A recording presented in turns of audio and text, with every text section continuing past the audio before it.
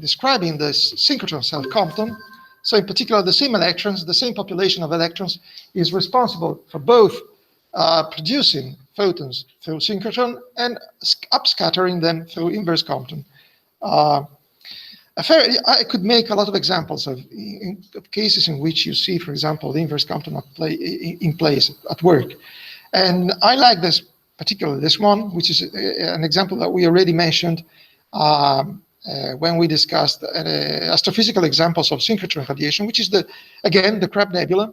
So the star which went off supernova explosion 1,000 years ago, and which keeps, there is a so-called pulsar wind nebula, so a region surrounded the source, which is in which the source keeps accelerating particles. And there's also magnetic field, so you see all those stuff. Within this nebula, the energy spectrum over a really broad energy band. You see the x-axis here, so this is the spectrum, the broadband spectrum. So energy, density, flux, what I usually call spectrum. Mind that the spectrum should be S nu. Here, it's customary to use nu S nu, because this is the peak of the spectrum, shows you the decade at which you have most of the radiation. So this is customary in astrophysics. Instead of showing the energy per unit area, time, frequency, energy times the frequency itself. So particularly when you pay attention to the indices, to the power law indices, just remember this. So in particular, you see this is a part in which the spectrum is increasing, so you should expect something with a positive index.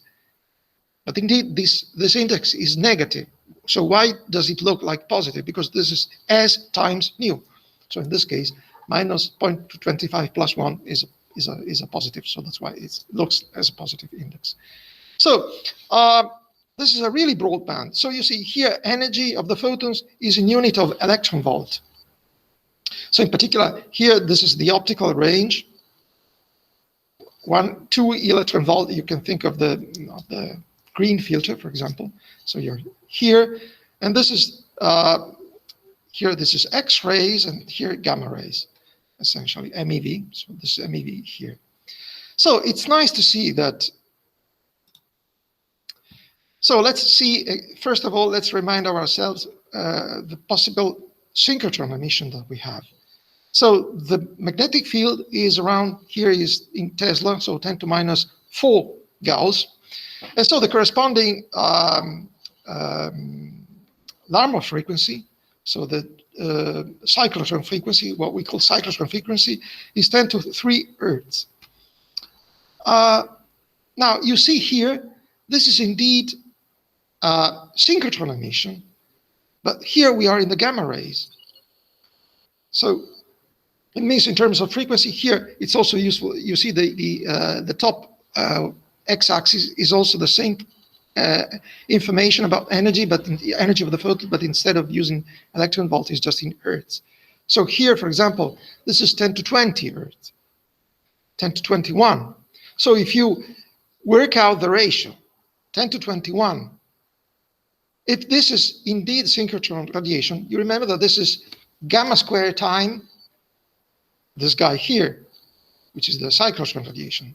So if you work out the ratio of this guy, this frequency here, 10 to, let's take 10 to 21 Hertz, over 10 to 3, it means that gamma square is something of the order of 10 to 18. So if gamma square is 10 to 18, it means that gamma is up to 10 to 9.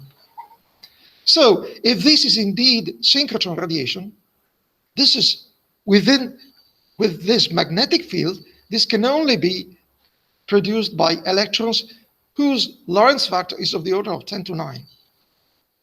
You see how it works. Once you are confident that this is synchrotron radiation, for example, by the slope of the magnetic field, by the slope, and by many pieces of evidence put together.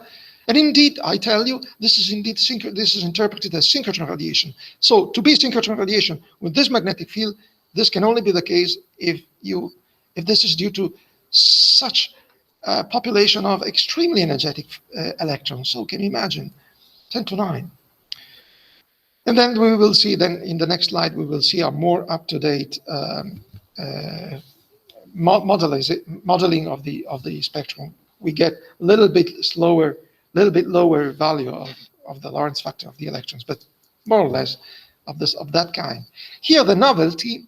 So up to now, what I've just said is something that we already somehow discussed to some extent, even if we didn't consider such high energy, probably. Now, the beautiful thing is that you have a population of extremely energetic electrons, but you also have photons, all these photons, as the result of many different processes, mostly synchrotron radiation. Yeah, because the synchrotron is really broadband, because you have a population of electrons with very different energies. And in any case, if you remember the spectrum of the synchrotron radiation, you have the very low part, which is still optically thin. It's not optically thin, but the part in which you see the lower energy part of the synchrotron radiation. So you may have, and indeed we observe very soft photons in the radio band. You see 10 to 10, so 10 gigahertz here. So you have soft photons, extremely energetic electrons. So you wonder, for example, what is the result of inverse Compton by these electrons? Well, again, there's a factor of gamma squared. So these photons are upscattered. So let's take, for example, photons of the with gigahertz frequency, 10 to 9. So you have electrons, time of 10 to 9, so gamma squared 10 to 18. So it means that 10 to 18 plus 10 to 9, it means 10 to 27. So these extremely energetic electrons can turn radio photons into very high energy photons. So for example, 10 to 12, it means TeV. So something really, really extremely energetic. And here in this table you see, for example, the corresponding electron energy, the photon frequency of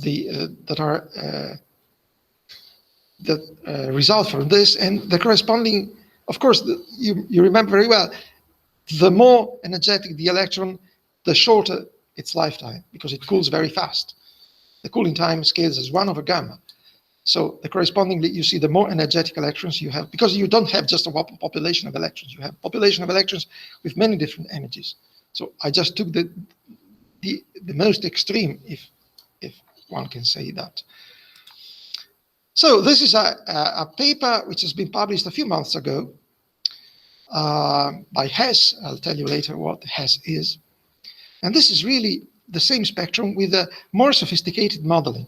In particular, let's focus on the top panel. Let's just forget about this. You see that here the modeling is, you have three curves. Let's focus on this. These three curves are three synchrotron spectra. You remember, this is a log-log plot. So if you remember, the soft part of the synchrotron spectrum is a slope of 1/3, and then there is an exponential drop. So here there are three population of electrons with having different energy ranges. So this is a color-coded plot. So for example, this term here is synchrotron radiation due to electrons whose energy is in the range 1 to 3 TeV. So TeV means 10 to 12 electron volt. I remind you that the rest energy of an electron volt is 500 keV. So let's round it to 1 MeV, so 10 to 6.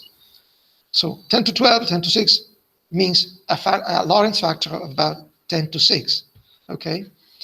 So we have a population of electrons with Lorentz factor of 10 to 6, and the corresponding synchrotron frequency is this guy here.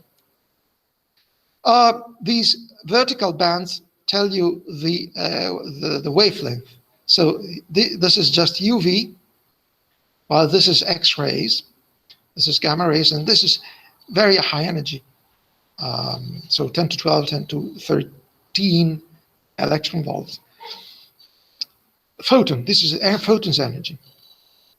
And you see three curves, which refer to three ranges, different ranges of the energies of the electrons. So the idea here is just to consider three subpopulations of electrons. The black curve is the one, so in this curve here is the synchrotron emission due to the population of electrons whose energy is in the range 1 to 3 TeV.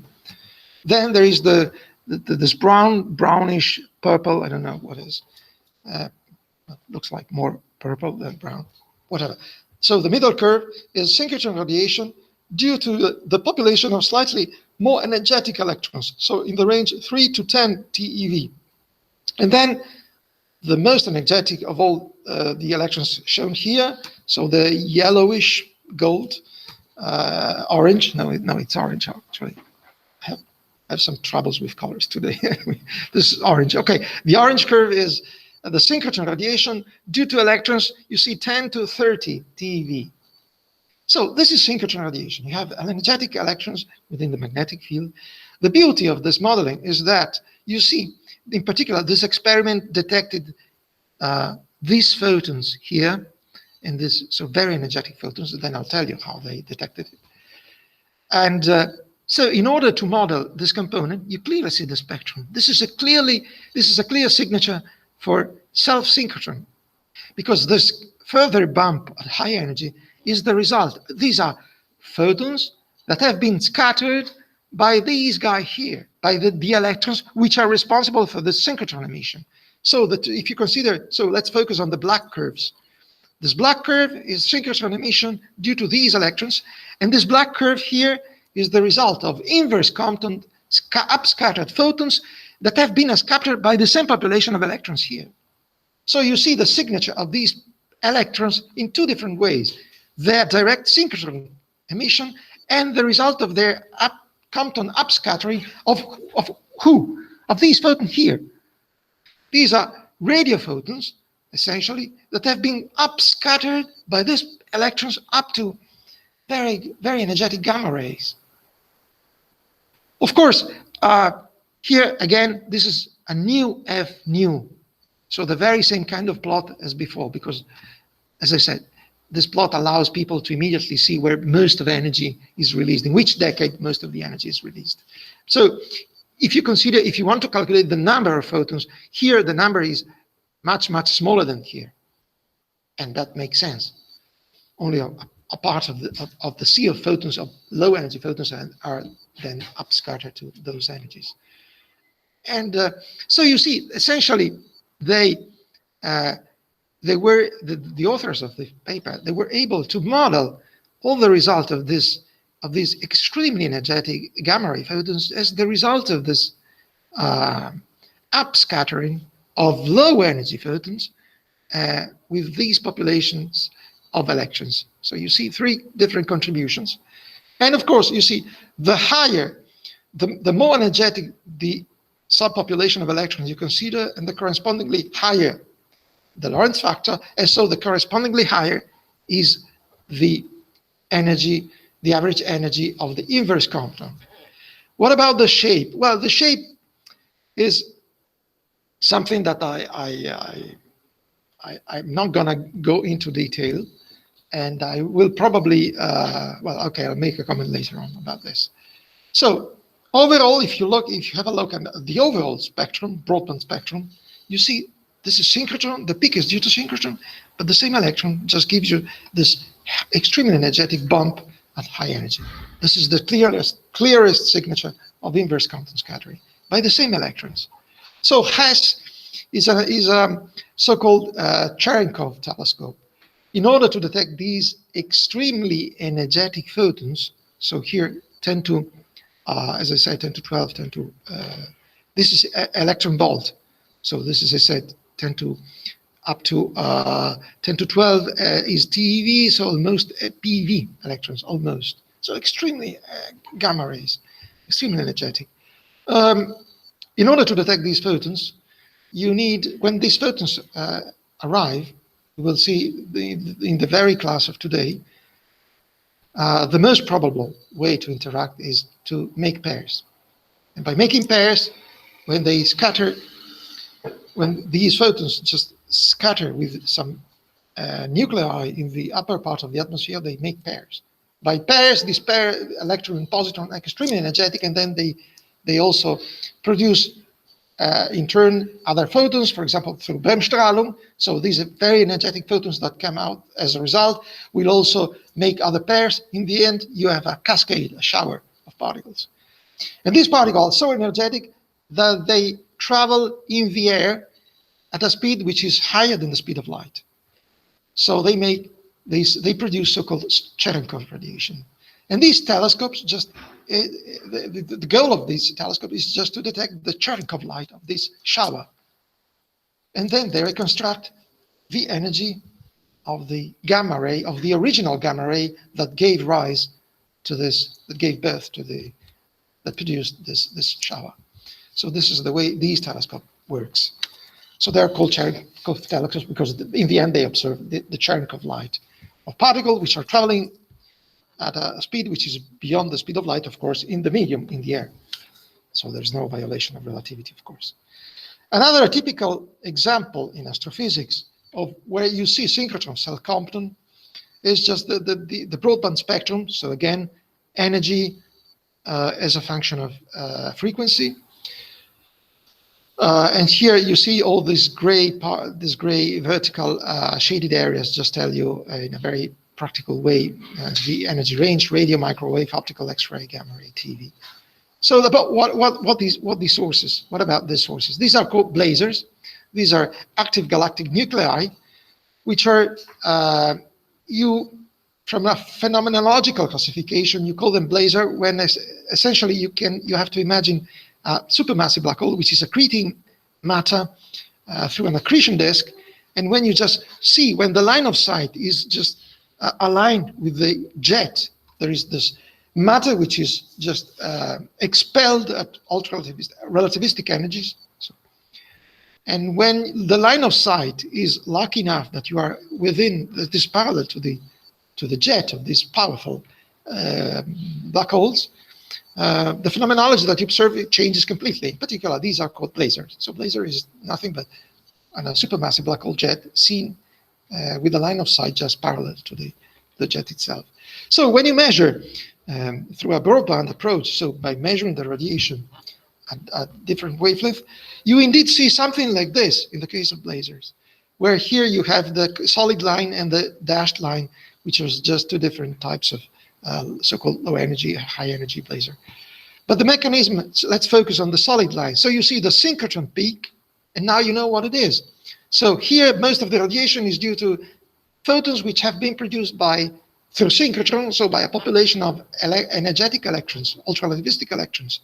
And indeed, you have a sea of photons generated by synchrotron in a region in which you have also a lot of electrons, energetic electrons. So you also see at high energy, but high energy could be between X-rays and gamma rays, or even up to the TeV range, depending on the overall shape and depending on where the synchrotron peak lies. You have the so-called self-synchrotron peak, self-synchrotron Compton peak, SSC, synchrotron self-Compton peak, which is just the result of the same upscattering by the same electrons of the photons due to synchrotron. So this is another very classical example of synchrotron self-Compton spectrum in which you see both at play. So again, you have a constraint on both the Lorentz factor of the electron as well as on the magnetic field. What about there's one topic which I didn't plan to go through, which is Comptonization.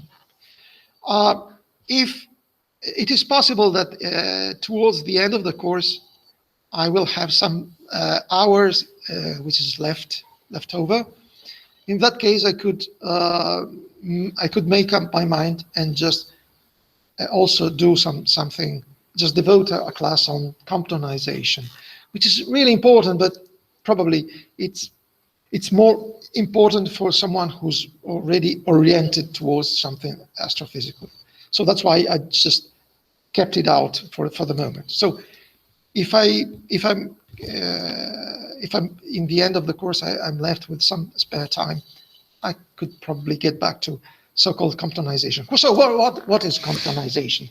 Well, imagine you have a region filled up with photons and electrons, not necessarily ultra-relativistic electrons.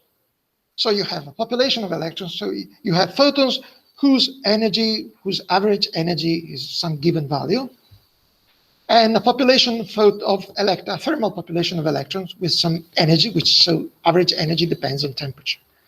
So we know that we've already seen that depending on the kind of scatter, Thomson scatter, but particularly Compton scatter, or inverse Compton, if we consider ultra-relativistic electrons. But in general, the point is that if you mixed up these two populations, depending on the relative average energy, if the population of electrons is, on average, more energetic than the population of photons, in the energy, the net result is that the population of photons will gain energy.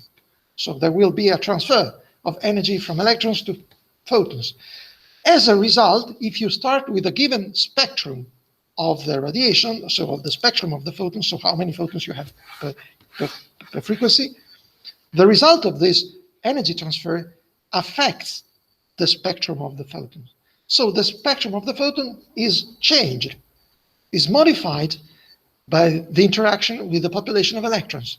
In both ways, if you consider the case of a population of electrons whose energy is greater, whose average, I keep saying energy, but of course it goes without saying that I mean average energy. So if the energy of the electrons is higher than that of photons, the photons will gain energy. And also the other way around.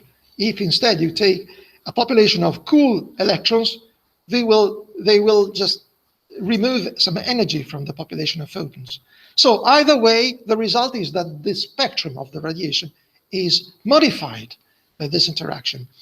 All this general topic, and then depends on the density, on temperature, on whether the population is relativistic or non-relativistic, the way the spectrum is changed, so the study of how the spectrum of the radiation is modified by this interaction, and also depend on the optical depth, of course, everything which comes into play in determining, in shaping the interaction between photons and electrons, is called Comptonization.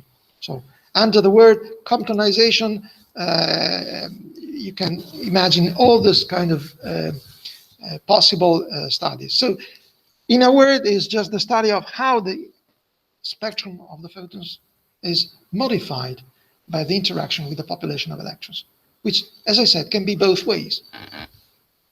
Either one population gains energy at the expense of the other, or the other way around. So, as I said, this is a quite important topic for people particularly interested in, for example, studying the spectrum of an X-ray binary source, in which these can often be the case. But it takes some time. So if I'm left with some time at the end of the course, I could, as I said, I could decide to also do this. For the moment, we just ignore. So just remember what Comptonization stands for. Okay, and I didn't make another very important example of Comptonization in this case, but I just mentioned it very briefly. So for the people who are interested in the study of the CMB spectrum, there's a very important effect dealing with this interaction between energetic electrons and photons, which is the Sunyaev, oh my God, I forgot the name. Sunyaev, okay, Sunyaev-Zeldovich effect. What is that? Well, imagine, you know that very well that you have all the universe is just filled up with CMB photons, okay? So whose temperature is 2.73 Kelvin. So in the millimeter band.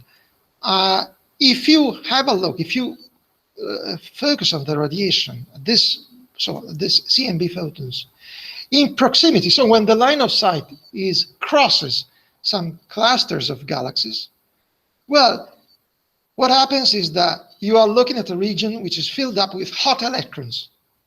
Hot means the temperature can be of the order of 10 to 8 Kelvin. 10 to 8 Kelvin means few keV, 10 keV. Now, electrons with kinetic energy of a few keV, if you think, you cannot apply all the formalism that we've just seen about inverse Compton for a very simple reason, because the rest mass energy of an electron is 1/2 MeV. So when the kinetic energy is just a few keV, this is everything but an ultra-relativistic electron. So this is not the case. But still, they are hot electrons. So you have the C and B photons are in a sea of energetic electrons. So the electrons are more energetic than the photons. So the photons gain energy. So when you observe the spectrum in the radio band, in the millimeter band, you see that you have the spectrum is slightly modified because you have some photons of some CMB photons that appears to have gained some energy. So the shape itself of the spectrum is slightly modified. And this is very important, not only for the physics itself, but also because when you combine this measure with X-rays, for example, you can estimate the temperature. You remember now from the Bremsstrahlung emission, you can measure the temperature of the electrons. And so you know somehow how much the luminosity that you would expect, because you see how many electrons you have, and also from the distortion of the Sunyaev-Zeldovich effect, you somehow know in advance, you know what the luminosity of that cluster in that energy range in the spectrum should be. So if you compare with what you measure, you have an indicator of the distance. So this effect, which affects, as I said, the CMB spectrum, is also very important because it's used as a technique to measure distances. In this case, of course, of the clusters, which is hosting the electrons. Okay. So again, in this case, it's Comptonization, because the electrons are not ultra-relativistic electrons, but still there is a net gain of energy by the photons, by the CMB photons in this case, due to these electrons. So this is another very important examples in which you clearly see, and you can exploit also for other purposes, the effect of energy exchange between the two populations. Let's see, last but not least, which is pair production. So we are ideally spanning through a range in which we are increasing the energy of the photon, which are going to interact with electrons. So we started in the last case, we started with the photoelectric absorption, then we moved to Compton, and now the pair production. So in order to make pairs, of course, because of conservation of energy, you have to create a positron and an electron, so you have to provide energy enough to cover at least their rest energy. So at the very least, here we will consider in particular two kinds of processes. So for example, when the first one we consider, which is particularly relevant for detectors, so for people who are interested in detecting high energy photons. So the interaction between a photon, a very energetic photons, so a gamma ray essentially, and a nucleus, whatever nucleus you consider. So the result of the scatter is that you have the absorption of the photons just disappear and creates a pair. You need a nucleus. Why? Because you have to make sure that both energy and linear momentum are conserved. And there's no way you can do it with just one photon turning into a pair. So in order to make sure that both energy and momentum are conserved, you need the photon to interact with the nucleus. In this case, we will see then there is also another process which involves just two photons, but this is something that we'll discuss in a moment. So the presence of the nucleus is necessary. I mean, is required. And in order for the photon to create a pair, as I said, in this case, there's a threshold, which is just the rest energy of the particles that they are going to create. So twice the rest energy of the electron. So this is a threshold. If the photon is not energetic enough, there's no way. There is no way to create pairs. I'm not going to prove the cross-section of pair creation, but I just provide you with these two formulae, which holds into asymptotic case. So when the energy of the photon, h nu, is of course larger, in this case much larger than the rest energy of the electron, but still not too large. What does not too large mean? Well, it means that if Z is the atomic number of the nucleus that is interacting, alpha is the fine structure constant, so 1 over alpha is just 137. So when this ratio is much lower, is in this range, so much above, much greater than 1, but much lower than 137 over cubic root of the atomic number, you have this cross section. So let's have a look. Re is the classical radius of the electron. So again, something of the order of sigma Thomson. Okay, alpha is the fine structure constant. So let's have a look. You see, there's a square dependence with the atomic number. So if you want to be very effective in detecting these gamma rays, just by making them, by letting them make pairs, just use something which is a relatively high atomic number. Okay, so you see there's a square dependence. This is useful to remember. And also, you see that there is a logarithmic dependence on frequency. So in this energy range, you see that the cross section increases with frequency, not in a mild way, as in the same way as a logarithmic increase, but still an increase. No screening here means that the screening is meant to be the effect of the electrons just surrounding the nucleus. In this case, no screening means that there is no such effect that is considered. If you consider even higher instead energies of the photons, so instead of being negligible with respect to this guy here, now you are much above. So when so here in this case, for typical elements that you may consider, this means several tens of MeV.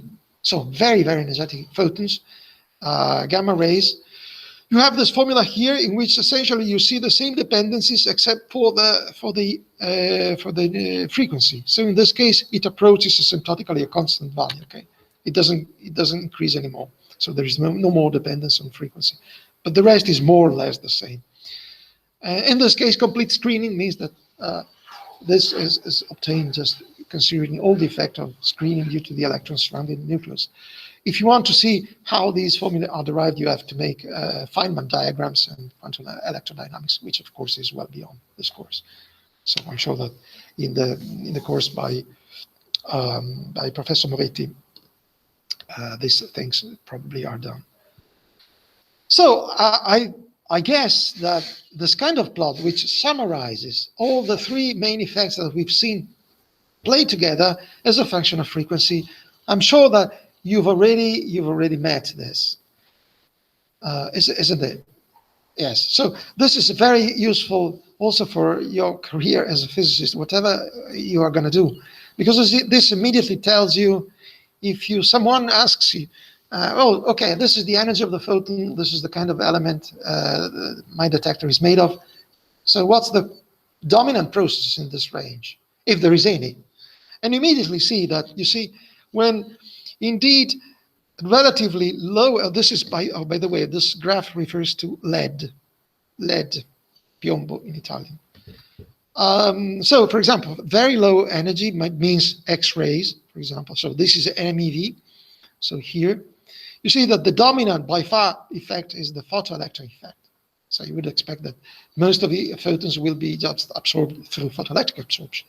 When you are in the range, you see of a few MeV.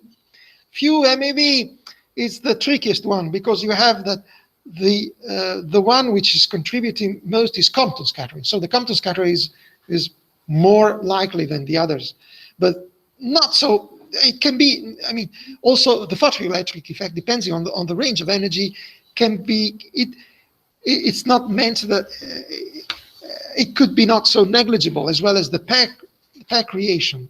Well, instead, when you move to, as I said, in this case, several tens of MeV, there's no question. You see, in this range, there's no question. If I give you a 20 MeV photon and I ask you what's going to happen onto your detector, there's no question. It's going to make pairs. So gamma rays, energetic gamma rays, when interacting with matter, they make pairs. Okay, so this is very important, because this is very powerful summary, a graphical powerful summary of the so depending on the energy range of the photon, what's the effect, or the effects, depending. As I said, this is the trickiest region, because you see that contributions can be comparable. So you might have some contribution due to phantom and pair creation and stuff like that. Yes, indeed, this is the way, what happens when you have extremely energetic photons coming from out in space and interacting with the atmosphere, something that I was already mentioning before. So what you have is a so-called electromagnetic shower, or a cascade, because you start with a very energetic photon, and after a so-called typical radiation length, so the typical length over which you have the reaction, the interaction, you see that being an extremely energetic photon, there's no way it makes pair. So an electron, and a positron. But again, these particles are extremely energetic, so they're going to make Bremsstrahlung radiation. By doing Bremsstrahlung, they emit also very energetic photons. So these photons are just the result of Bremsstrahlung radiation due to the pair that have been created. But also, they keep going with their energy. So while the photons that have been created on their, in turn, they can also make pairs, but also these electrons can go on and emit Bremsstrahlung, so new photons which will contribute to adding pairs. So there's a cascade of pairs and photons. So what is called electromagnetic shower. And this process, you see, goes on. You see here the energy. Of course, the energy is diminished every time, because it is split between increasingly more particles, up to the point where, of course, the energy of the resulting photons is no more effective in making pairs. So at some point, the photons that you end up with are so many, but they're not energetic enough to make pairs. So they will Compton scatter. So in that point, of course, this shower will and also the photons that have been created, and the electrons will be just lose energy through, for example, instead of Bremsstrahlung, through ionizing, so through ionization losses of the elements that you have in the atmosphere. So again, as I said, this is the principle through which, for example, Cherenkov telescopes work. They just exploit this. In this case, they detect the Cherenkov light due to this ultra-relativistic electrons, in this case, which emit Cherenkov. So the point is that there's no way you can avoid it. There's no way you can hope that a gamma ray photon, an energetic photon, can just come to the ground. The only way, so you can exploit this effect by using the atmosphere itself as a detector. Okay. This is the detector itself. So you just, in this case, in the case of a Cherenkov telescope, you collect the Cherenkov light. But otherwise, I will mention also other possibilities in my extra course. So this is very important nowadays, because this is a comment I'm going to make later on. The second important process, which is very important in astrophysics, how to make pairs instead of a nucleus. So you have two photons. If you have two photons, of course, you can make sure that both linear momentum and energy is conserved. So they both disappear. They annihilate, using the proper word, and the result of their annihilation is, of course, pair creation. This is very important, and I'll make you an example, a relevant example. Before doing that, let's find the condition that must be fulfilled in order for two photons to be able to create a pair. So this is a simple relativity exercise, a special relativity exercise. So let's consider the momentum energy for vectors of the two initial photons. So before means before creating pairs, of course. So here, epsilon1 is just the initial energy of photon 1, and P1 is just the linear momentum, and so is for photon number 2. After, what happens? Well, let's consider the problem in the center of mass frame. So in the frame, in the reference frame, the inertial reference frame, in which the total momentum is 0. That's the meaning, of course, of the center of mass frame. But of course, because of conservation of linear momentum, 0 after, 0 before. In particular, after, what happens in this frame? Just take the minimum. You give energy to the photons, the minimum required. What is that? Well, in the end, you are left with just electrons and positrons in the moving frame. The initial momentum in this frame is 0, so 0 in the end, which means that they are still steady. They don't move. And so the space-like component of the resulting 4 vectors in this frame is 0. They don't move. And the energy, the time-like component, which is the energy in the case of our energy of a momentum energy for vector, is just the rest mass. Well, in this case over c, because we are just using over c. So mc, just like that. Twice, because you have 2 particles, 2 identical particles from the energy point of view. So we applied just the conservation of the 4 momentum. So you remember that the total momentum has to be equal because of the conservation of course, of both momentum and energy.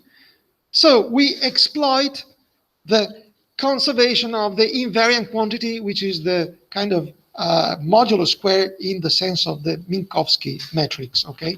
So the time-like component square minus the space-like component square. We know that this is a Lorentz invariant. So it means that we can calculate the same quantity in both frames. So in particular, this is calculated in the lap frame before scattering. You see the total time-like component, so the total energy, epsilon1 plus epsilon2 over c, all squared, minus the modulus square of the space-like component, so the total linear momentum squared. This is a Lorentz invariant. So this has to be equal to, for example, to the final value in whatever inertial reference frame you like, in particular in the center of mass reference frame. But you see, this is just for kids, because the invariant quantity is just the total time-like component, so energy, so this guy twice, this guy plus this guy, so twice mc, minus the spatial component, but here the spatial component is 0, because they don't move. So I just applied the conservation of the square modulus of the momentum, as I said, in the Minkowski matrix sense. The conservation, and the conservation, of course, of the 4 momentum energy vector across the scattering. Of course, the scattering, both energy and linear momentum are conserved. So this way you see that we find a condition that must be fulfilled in order for both conservation of energy and linear momentum. So by just calculating this and remembering that the linear momentum, so here, okay, I just squared this guy here, so the double product here, and there's the P1 scalar P1, P2 scalar P2 minus twice the mixed product. Okay, here I just developed calculations. I didn't do anything special. You see, you remember that the photon, of course, the invariant modulus, the modulus squared of the 4 momentum of a vector of a photon is 0. If you want, because the mass of a photon is 0, or just because the energy of a photon is just its linear momentum times c. So these 2 guys are exactly the same, and so the same argument works also for photon number 2. So P1, what is P1? Well, P1 is epsilon1 over c. This guy is epsilon2 over c, but this is a scalar product. So it means that there is a cosine of the angle between the two direction of the two photons. So if we call theta the angle between the two photons, before, of course, a scattering, because then afterward you don't have any more photons, you can collect epsilon 1, so epsilon 1, epsilon 2 over c squared times what? Times 1 minus cos theta, because I just removed a factor of 2 here, and here you had 4, so you're left with a factor of 2. Easy. So you see that the condition on the energies of the two photons, also the angle is something that, so depending also, it depends also on the angle. And that makes sense, because if you have two photons that are colliding face on, probably that's the case in which you need the least energetic possibility, because the scattering is just the best, the most, the optimal way to. If they are almost parallel, well, if you use two photons which are close to being parallel, it means that this factor here is close to 0. So it means that this guy have to compensate this guy. So it means that if you want two almost parallel photons to make a pair, they have the requirement on their energy increases significantly. So the best way to make pairs with photons is just to make them collide face on. Okay. So in the end, you see that if you want to express the condition on the energies of the photon, you see, this is interesting. You have the condition on the product, not on the sum, on the product of the two photons. So it means that you have, if one of the two photons has an energy which is very low, the other has to compensate in a multiplicative way. In particular, it has to be, their product has to be greater or equal than twice the rest energy of the electron over 1 minus cos theta. So exactly, the role of the angle is important in the sense I've just commented. In particular, the best case, as I was saying, the head-on collision, so when theta is just the two vectors, the two momenta are opposite directions, have opposite directions. So in that case, you see that the denominator is just a factor of 2. In that case, nevertheless, so this is very easy to remember. If you want, the square root of the product of the energies of the two photons has to be at least the rest energy of the electron. If this condition is not satisfied, there's no way you can make pairs. So this is the minimum condition. This is a threshold, because pair creation is a threshold process. Okay. So I didn't say anything yet about the cross section. We just obtained the minimum condition that must be fulfilled. So, but how probable is pair creation having to do with just two photons? This is the answer. The graphical answer is this. You see, this is the sigma gamma gamma is the cross section of pair creation with two photons, so gamma gamma collision.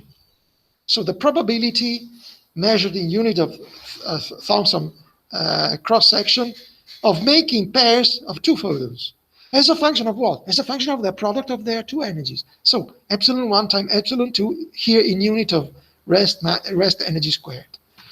And you see that here, for example, in the classical limit means that when the product is of the order of, we know that it has to be greater than, but not orders of magnitude greater. So when it means that when the square root of epsilon 1 times epsilon 2 is of the order of MeV, it means that you are just slightly above the rest energy of the electron. The cross section can be approximately written as this way, this guy here. So again, you see of the order of sigma Thomson. And then, of course, you see that it is a threshold process. You see that when this guy, epsilon 1, epsilon 2 is exactly mc squared, you see that this is 0. So you look at here, below 1, you don't have any pair creation. But you see how it works? So within, for example, the peak is around here. So it grows up to very quickly, and then it drops. So it means that to have, if you fix one of the two energies of the photon, so let's fix, for example, epsilon 2, having fixed epsilon 2, among all the possible photons, you have that the case in which you have the most probable pair creation is when epsilon 1 is such that their product is in this range, so very close to. And the opposite regime, so when instead you consider uh, um, ultra-relativistic, oh, by the way, these two cross-section I didn't say, but I wrote, they are for the case of head-on collision, okay? So when you are not considering head-on collision, of course, you have to correct by the factor 1 minus cos theta that I showed you in the previous formula. So this is just for the value of, for the best value of theta, best in the sense of which enhances the probability of pair creation. In the opposite case, you see, you have this behavior with, it is decreasing. Why? Because the behavior with the product of epsilon 1 times epsilon 2 is 1 over times logarithm. So of course, this is stronger than the logarithmic growth. So the net result is a decay. So, and then this is also useful to remember, still for the head-on case, the maximum of this function is reached when you see when their product is just 2. When this value here, this guy here is 2. So when the product of the energies of the two electrons is twice the rest mass energy squared of the electron. In that case, the value of the cross-section is about, this is easy to remember, the Thomson cross-section over 5. In fact, you see here is almost is around 0.2, more or less. This is very important because you see, if you have having fixed one photon's energy and you consider the other as the variable, it means that, well, if epsilon 1 is not energetic enough, there's no way to make pairs. But if it is too energetic, then you can make pairs, but you are here, so it becomes correspondingly less probable. So the best way for a given photon's energy, epsilon 2, is that epsilon 1 is such that epsilon 1 times epsilon 2 is of the order of mc squared. So that tells you immediately, for any photon, there is another energy which makes the probability of pair creation maximum, okay? So which maximizes the probability of making pairs. This is a strong implication in astrophysics. Why? Let's have a look at this table. This table is, okay, let's consider epsilon 1 as the kind of target photons. Target means the least energetic of the couple. So for each photon that I consider, I wonder what's the energy of a second photon which maximizes the probability of making pairs with that given photon, okay? So I can make a link. So let's start, for example, with CMB photons. There are so many CMB photons. We are all the time crossed by CMB photons, you know, just the leftover of the initial Big Bang explosion. And their energies of the order of 6, 10 to minus 4 electron volt. So you might wonder, so very, very poor energetic photons. So what's the minimum energy, or at this point I should say the minimum, but also kind of optimal energy which maximizes the probability of making pairs when it scatters CMB photons? Well, just apply this formula that we've just come up with. So mc squared over epsilon 1. Mc squared is just a constant if you think of electrons. So you can just work it out straight away. You find 2.6 10 to 11 electron volt. So by expressing epsilon 1 also in electron volt, you immediately have the... so let's have a practical example. As I was saying, CMB photons, if you replace epsilon 1 with this value here, you find 4 10 to 14 electron volt, which means 400 TeV. So very, very, very energetic gamma rays to compensate the fact that it's supposed to scatter with a very low energy photon as a CMB. So unless you consider these kind of extremely energetic photons, there's no way you can make pairs with CMB photons.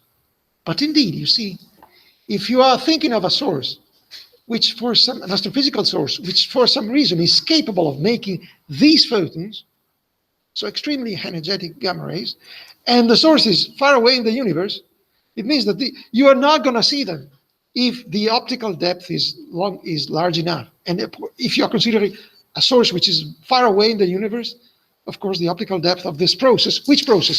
Pair creation. Pair creation with two photons. One photon is this guy here, the very energetic one that you would wish to see because you are interested in that kind of source. But unfortunately, the universe is filled up with CMP photons. So CMP photons, as a matter of fact, will annihilate, will contribute to make pairs with these photons here. So in this case, if you are interested in looking at these photons, the CMP photons are something which hampers, which hinders the observation, which makes it not feasible in a sense. And the same mechanism, if you understood this mechanism, it works exactly the same, and I will comment with the next slide in the second example. So instead of considering CMB photons, let's consider more energetic photons. So in the visible, of course, the universe is filled up also with visible light, whose energy we can assume just on average 2 electron volts, okay? Again, let's have a look. Which are the photons which are gonna make pairs with these kind of photons? Well, 10 to 11 electron volts. So 100 GeV photons. So if you wanna, again, study a source of radiation out in the universe, which is supposed to emit 100 GeV photons, well, you get into trouble because you start seeing a dearth, a lack of these photons, just because of the pair creation with the starlight, which is just also filling up the universe. So again, this is an obstacle. This is something which hinders the observation, the detection of these photons. Something this effect is a problem, but you can exploit it to measure how many of them. This is something that I'll tell you in a moment. And again, you can play this game. So you see, the more energetic the so-called target photons, so in this case X-rays, and so the correspondingly smaller the requirement, less strong the requirement of the energy of the other photon. Okay, so let's as I said, let's have a practical example of how this is exploited. So this is unavoidable. You cannot, if you have, as it is the case, the universe is just filled up with this radiation, particularly CMB and also starlight. In particular, the light of the photons, which are in the visible UV range, there are a lot of them, and they are the result of stars. So the universe is filled up with these photons, and for some reason, it's difficult to estimate their density, the number density as a function of redshift. But you know that they're responsible for the absorption, for the gamma-gamma absorption of what? Well, of extremely energetic gamma rays of the order of 100 GeV.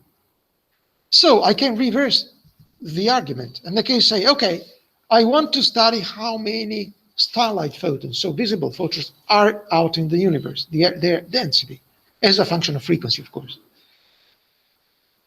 It's difficult for many reasons, but I know that they are very effective in absorbing gamma rays with energies of the order of 100 GeV and above. So if I consider a source out in the universe, which I know is a powerful emitter of these gamma rays, and I look at the spectrum, when I see the decrease of very energetic photons, not because the source is not making them, but just because of these photons above some energy, they all make pairs with all the sea of starlight photons, I can exploit this to measure, to constrain the density of starlights.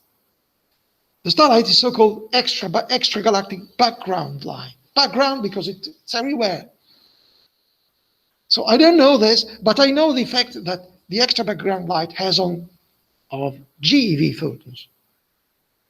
it is capable of absorbing them, making pairs. And so the people have exploited this and say, okay, let's work out the optical depth that I expect due to pair production between photons at a given energy epsilon 2. So in principle, what am I expected to do? Well, the optical depth is d, the distance, so the path traveled by photons. The distance to what? The distance from us to the source of gamma rays. So for example, AGN can be very powerful emitters of the source. And so optical depth, the length of the path traveled by the photons, by the gamma ray photons, times what? Times the absorption coefficient. The absorption coefficient is n sigma, where n is what? Well, n is the number density of the extra background light, so of the optical photons, of the visible photons, those which are responsible for the gamma-gamma absorption, for the pair creation. That's the unknown variable that I would like to constrain, rather than a variable is a function, because this is a function of energy of the photon. So that's why I put it here. So this n in red is the unknown function which I would like to constrain. So the number of photons in the visible UV range as a function of energy, epsilon. Times what? Well, times sigma. Well, sigma is, pay attention, is the cross-section to pair creation of what? You have two photons. One is the generic photons epsilon, which will be in the end in the optical UV range, and then epsilon 2 is the gamma ray photon. Now, we want to calculate the optical depth at a fixed gamma ray photon, so you have to consider all the possibilities for a fixed gamma ray photon, all the possibility of making pairs with any optical photons, principally with any photons. So the integral is from epsilon 1 is the threshold. You have epsilon 2, so you automatically have a threshold, an epsilon 1, which depends on epsilon 2. So epsilon 1 is the threshold below which you cannot make pairs. That's the threshold we just calculated to infinity, because in principle, an infinitely energetic photons can also contribute to make pairs. As a matter of fact, what matters, we know this guy, what it is. We know that this guy just has a peak when the two energy, epsilon, epsilon 2, their product is of the order of mc squared. So in principle, we could, for a very rough estimate, we could consider this as a kind of delta function. But to make things properly, you have to calculate the integral. So to see here, this is energy, this n is number of photons per unit volume, per unit energy, because it's an energy density also per unit energy. So n times the E is number of photons per unit volume. So number of photons per unit volume times sigma, which is an area, you end up with an absorption coefficient. So length minus 1 times length, optical depth. So here, yes, indeed, this is just the formula we've come up with before. So in the case of 2.6, 10 to 11 GeV, or just 261 GeV, that's the same. So it means that, you see, when you consider the target photons in the optical, so the extra background light, so optical UV, it means that epsilon is of the order of electron volt. So it means that the energy of the gamma rays which start feeling the absorption due to pair creation is of the order of 100 GeV. So what people did is just to measure, they measured the optical depth for gamma ray sources. You see, I'm observing a gamma ray source, I see that at some point there's a decline in the number of photons. So that means I interpreted it as due to the pair creation, due to the starlight photons. So it's a measure, it's a way of measuring T gamma gamma. You measure T gamma gamma, here there's a lot of, here the data, the yellowish part is just due to LAT. LAT is an instrument capable of detecting GeV photons above the so-called Fermi telescope. Fermi telescope is a NASA space mission, which is still operating. This result dates to 2012, so it's pretty recent.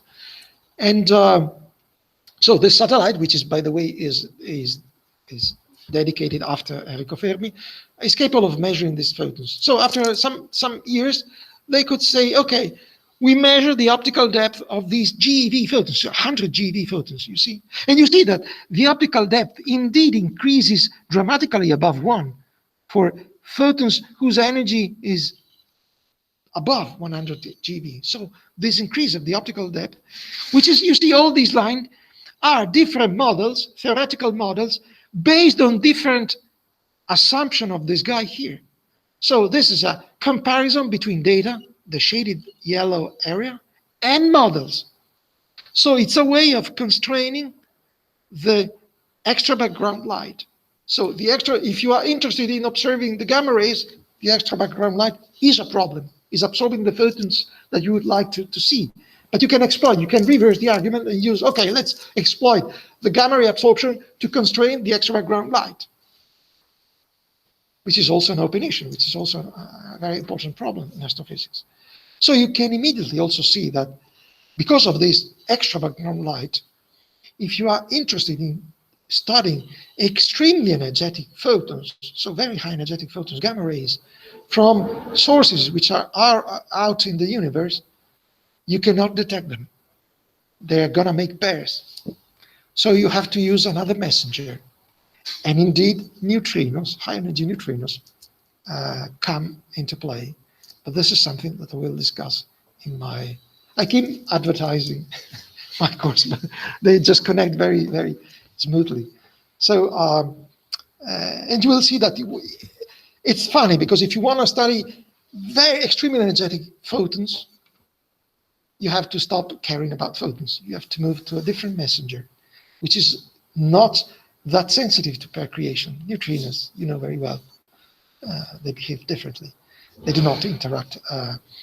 They interact through the weak force, so the cross section is completely different. And so that's interesting. And this essentially accomplishes the classes for today. So, okay, this was a very long topic, broad topic, but you see that we went through many different aspects. This is the list of main textbooks that I used just in shaping all these classes. They are equally important, depending. In some cases, I took just one argument from that and one other topic from the other. It depends. I mean, there is no. It's not a table like in a competition. The first one, rank 1, and the rank 2 is less important. No, depends on the argument. And also, I put a list of papers. There are all hyperlinks. So if you click on the PDF, you are automatically directed to the paper. If for some reason with your credentials you cannot get the paper and you want it, just drop me an email and I'll share the paper. Okay. So just to see, also to let you get acquainted with the kind of language of papers. And also you see many details, but now with all what you've been learning, I think that you are in a position to appreciate a lot of details of what is discussed in these papers. So also to give you the feeling that we are talking about topics which are very, very up to date. You see papers of 2020, even up to this. And okay, so unless you have any questions, I think that I can start the next class. Just an introduction. I remind you that the next class will indeed be Friday. So for sure, we will keep on discussing, but then, okay, yes, I have still some time. So let me open, okay, this guy here.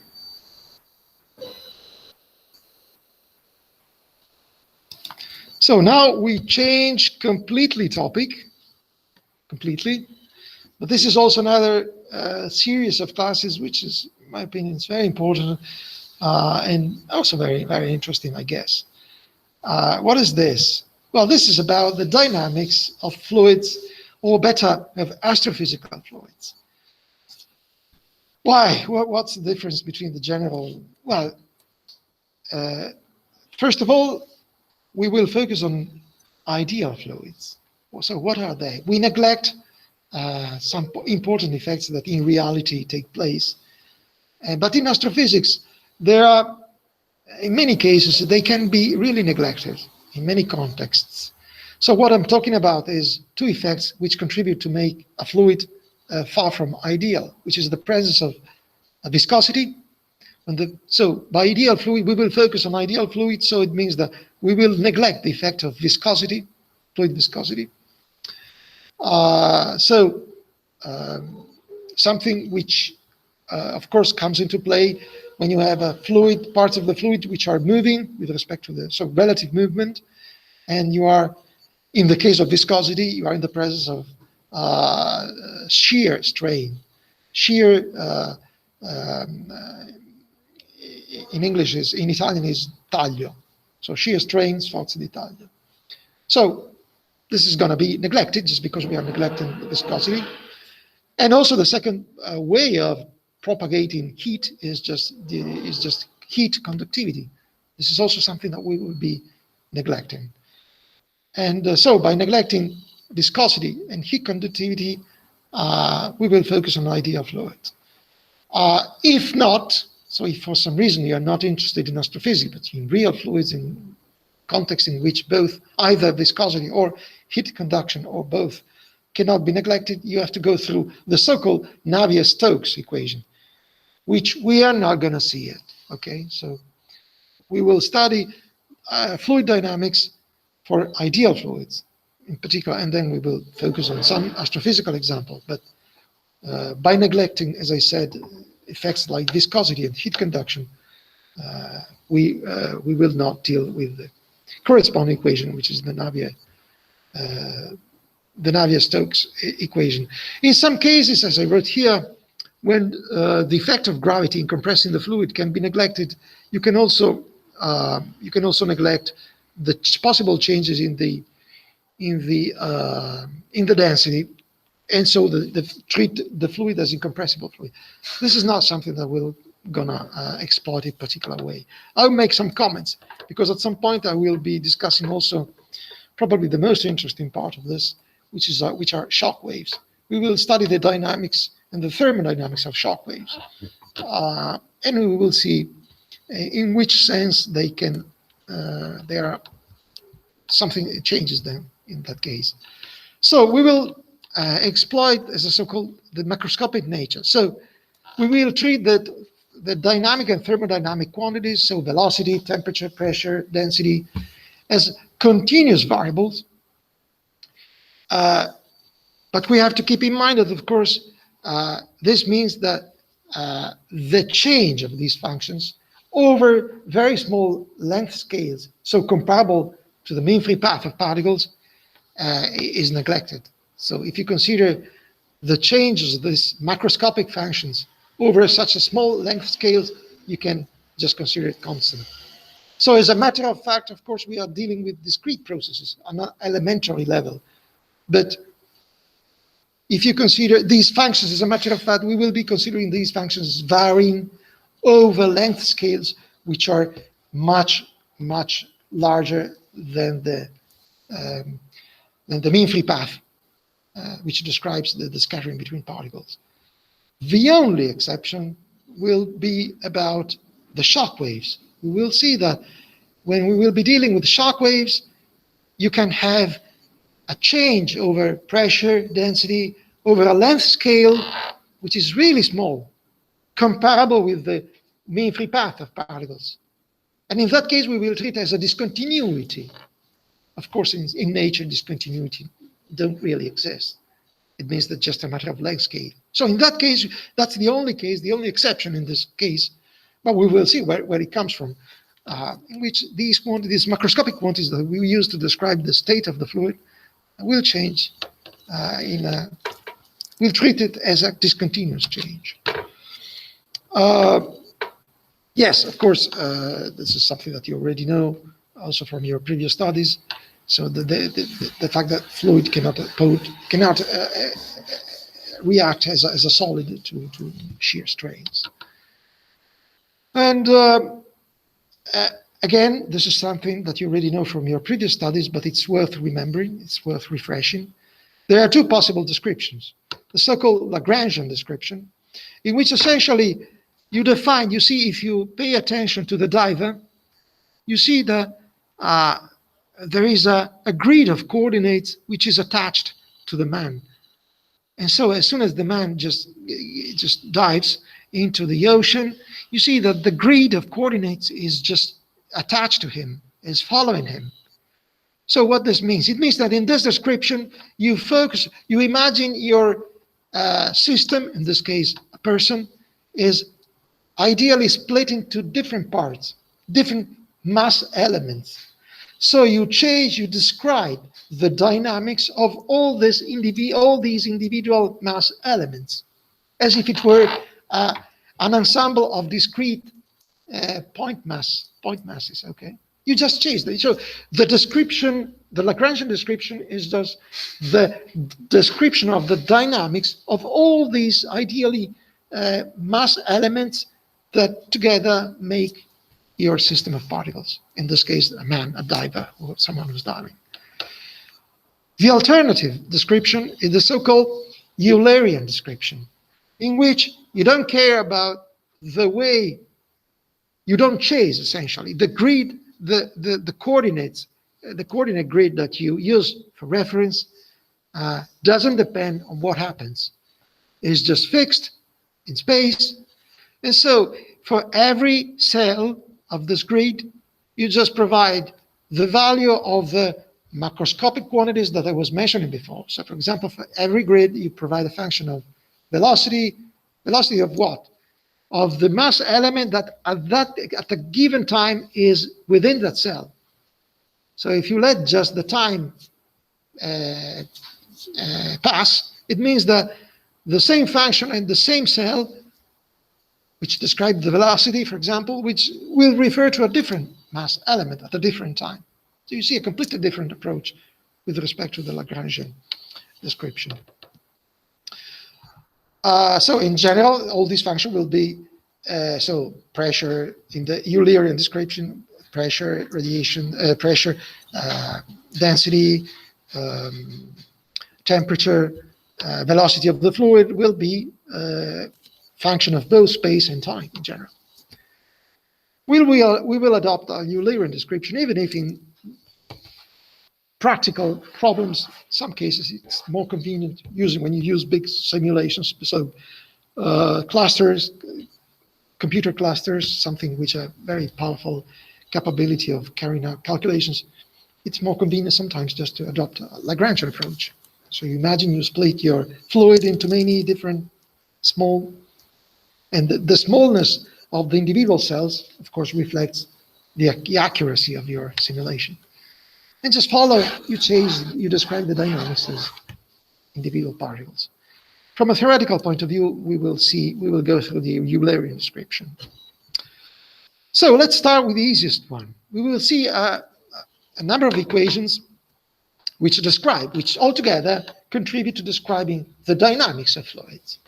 We will make sure that we understand and we give sense to all of them.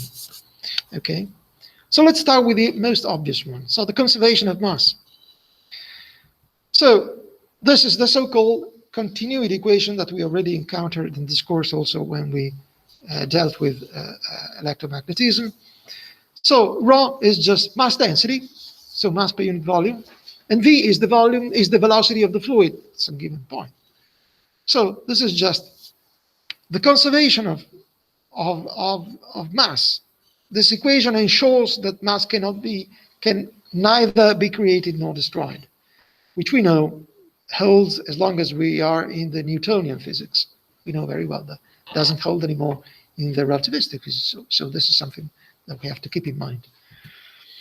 Why this? Well, if you move from the differential version to the integral, so let's assume we have mass distributed over a given finite volume, and this finite volume is confined, is defined by a limiting surface, which I call S. So the integral volume across this volume is this guy here. Well, this is just the integral. But again, you can swap the integration with the time derivative here. So here you have the time derivative of this guy here. Well, this guy here is the total mass that you have within, just enclosed in this surface. And here for the Gauss-Green theorem, the volume integral of the divergence of a vector field is just the surface integral of the same field, so rho v times ds. Well, ds is the element, the surface element of the surface which is contained. So again, this is telling you what the change, the content of mass within a given volume, the rate of change depends on how much mass just comes in or out. Conservation of mass. You cannot either create. And you see that if you, again, look at the conservation, the continuity equation, you see that what is the divergence of what you can treat as a mass flux. Again, something that we saw many times in different contexts. You have mass density, rho. You have an element, a given mass element with a velocity v, so the corresponding mass flux. So mass per unit surface per unit time is just rho times v. So again, time derivative, rate of change of density of mass in this case, plus divergence of the corresponding flux, the mass flux, zero. Conservation, continuity equation. Very general. We saw it in many different contexts. That's why this is easy, really easy. Let's see some few examples. Well, here I just wrote the very same continuity equation in spherical coordinates. So, okay, the first term is just the same. And then here I wrote the divergence in spherical coordinates. So nothing, it looks scarier, but it's just the divergence in where, of course, VR, V theta, and V phi are the corresponding spherical components of the velocity field. Continuity equation. This is interesting because you may well imagine that in astrophysics you might have in many cases a spherical symmetry, a star. So this is pretty useful for that. Indeed, if you are, as I was saying, if you consider the case of spherical symmetry, it means that there is no theta, there is no polar or azimuthal dependence of the field. So both v theta and v phi are zero. So the only component is the radial one. So that's why VR just v. That's the only component. If you consider the case of steady flow, so no temporal dependence, steady, stationary, usually people say steady, stazionario in Italian. So there is no explicit dependence on time. So again, this rate of this time derivative just is zero. So you're left with this. So conservation of mass in the case of spherical symmetry, steady flow means that this guy here is constant at different radii. So you means that you immediately see that, for example, in the case of a constant density, you see the outer you move and the correspondingly lower the velocity, the outflow velocity, if you have an outflow. So matter which is leaving, think of a star which is losing mass in a continuous way, in a spherically symmetric way. So you might wonder, what's the velocity at some given distance? Well, you see, from conservation of mass, you see that the further you move, the lower the velocity. 1 over r squared if the rho is constant. Otherwise, you can, if you know the radial dependence of the density, you can calculate it straight away. In particular, if you think of a thin shell, a spherical shell, with the radius between r and r plus dr, the amount of mass is just 4 pi r squared rho dr. You divide by dt, so you have m dot dm over dt, which is the so-called mass loss rate. So the rate at which a given object, star, loses mass, okay? So the amount of mass which is lost per unit time just equals this guy here. So 4 pi r squared rho v, which is constant for a steady flow. And indeed, a steady flow is something which means a constant mass loss rate. So you see the connection, the dependence of the mass loss rate on distance, density, and velocity as a function of the only variable in this case, which is radius. Let's see a few examples. Let's put it in an astrophysical context. So, for example, let's consider the sun. The sun is a very typical object of the main sequence stars. So its mass loss rate is really small. I mean, it's not. It doesn't belong to the highest possible values. Surely not. So in this case, this is the typical value. Mass loss rates in the stellar standards are measured in solar masses per year. So the unit as measured here is solar masses per year. And you see, every year the sun loses a really small amount of mass. So 3 times 10 to minus 14 solar masses. Remind you, solar mass is 2 times 10 to 33 grams. So really it's a negligible quantity. In particular, at a distance of 1 astronomical unit, so our distance, the density, the number of protons, essentially, because essentially most of the particles just released by the sun is just protons, is 10 particles per cubic centimeter, which is typical. The velocity is 400 kilometers per second. So this is the so-called solar wind. So the mass just the sun loses continuously. So you immediately see how we measured the mass loss rate. You just measure these 3 quantities. We know the distance. We know we can measure the density. We can, as well as the velocity. So that's the way we estimate the solar. And you compare, of course, with theoretical models from stellar evolution. If we move to more dynamic objects from this point of view, a red giant, you know that's a star which is in a sequence in a phase in which is losing much more significant amounts of mass. In particular, the typical mass loss rate for a red giant is of the order of 10 to minus 6 solar masses per year. So it's a lot if you compare with the amount of mass lost by the sun.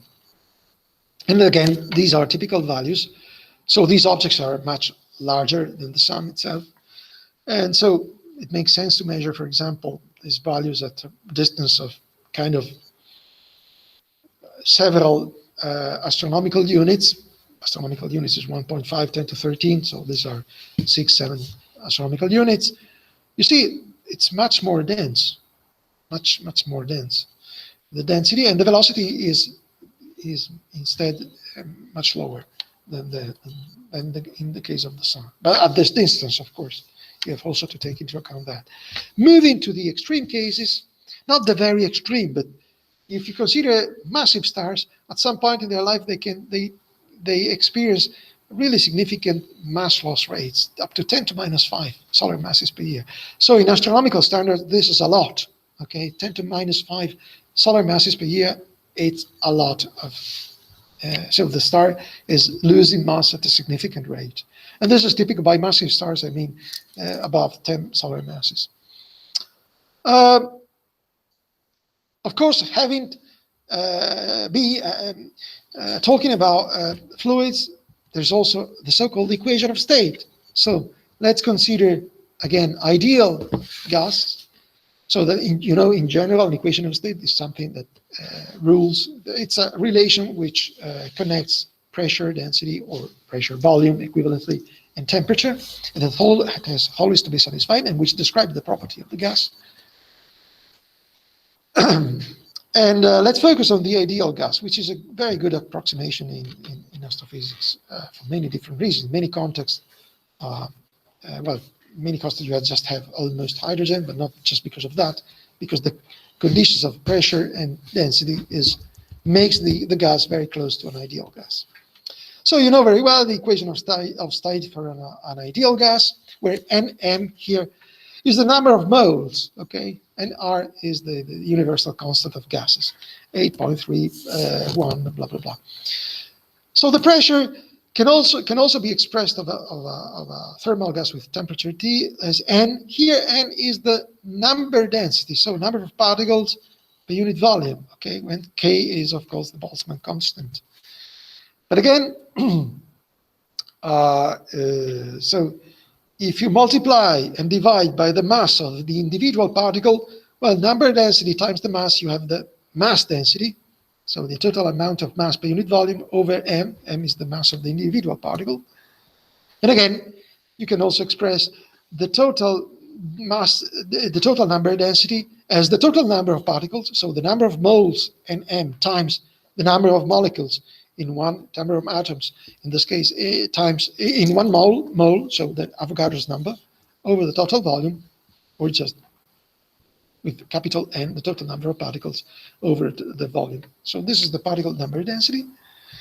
In general, you don't have just one single species. You don't have just hydrogen.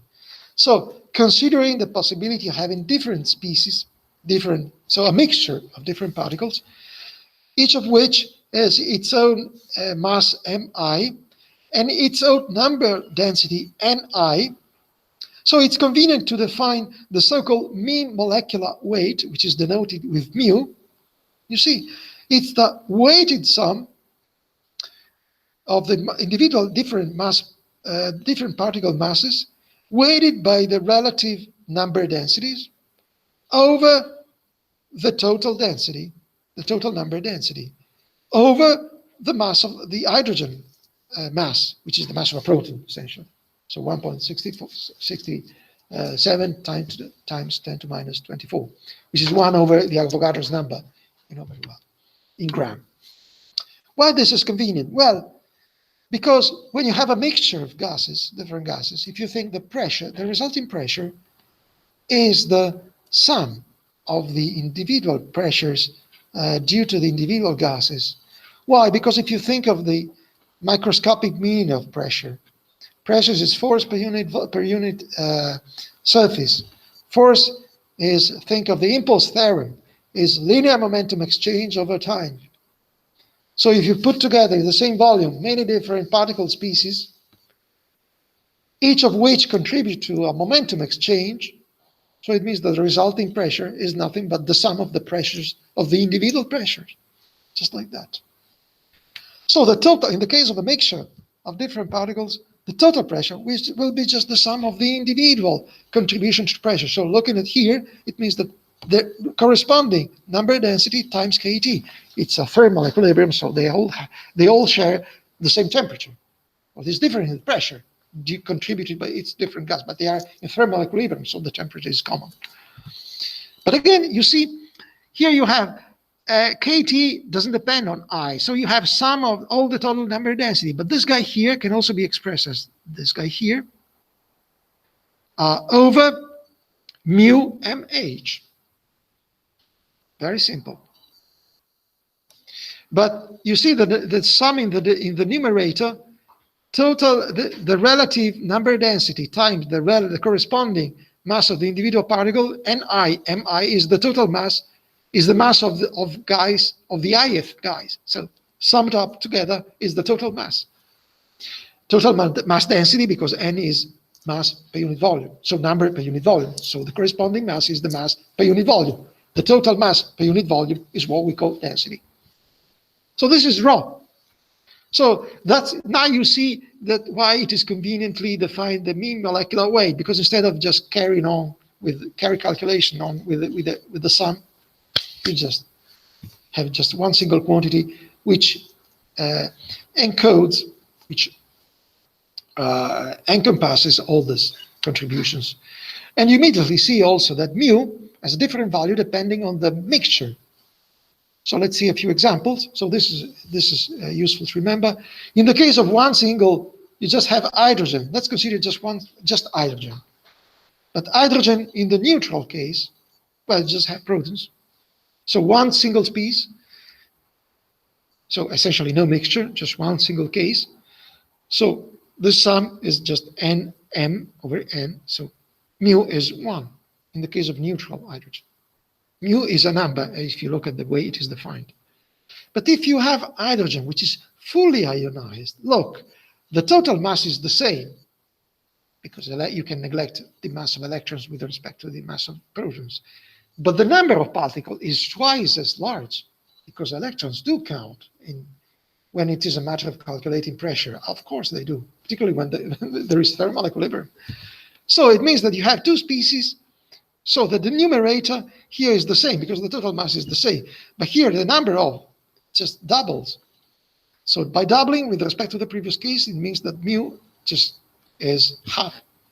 So you see, if you have just hydrogen, the two extreme cases is fully ionized, completely neutral. So you see that the mean molecular weight is in the range 0.5 to 1. So this is a very practical way to account for different mixtures of all these gases. So you pretend that you are dealing just with hydrogen, even if this is not the case. So it's very handy from this point of view. Okay, the Euler equation, as we will see on Friday, is, so we apply conservation of mass. Euler equation is about conservation of linear momentum applied to fluids. But this is something we'll see in a couple of days. So for today, I'm done. Do you have any questions?